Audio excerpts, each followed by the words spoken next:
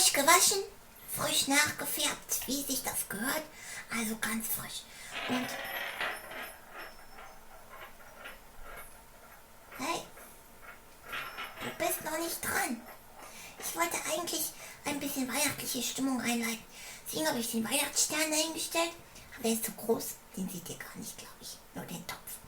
Außerdem habe ich meine kleine Klangkugel vorbereitet, die eigentlich später kommen sollte. Und ich wollte euch unsere Krippe zeigen.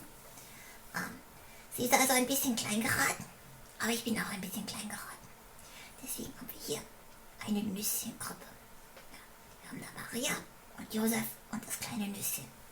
Und das ist sogar eine Kerze. Das kann man anzünden. Könnte es mir mal jemand anzünden?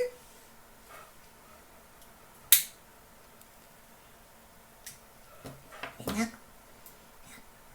Ja. Es ist also gleichzeitig ein Adventskranz. Eventuell müssen wir es zu Weihnachten noch kippen und als Weihnachtsbaum verkaufen. Ja.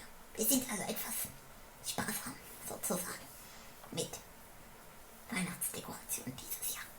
Ja, das macht aber nichts. Oh, ich habe meine Mütze vergessen. Ich wollte meine Mütze aufsetzen für das Video. Naja, egal. Ich klingel noch einmal beim Kügelchen. Und danke euch sehr herzlich für eure Zeit. Auf Herz. Für alle Leute, die Krippen mögen. Aus Nüsschen.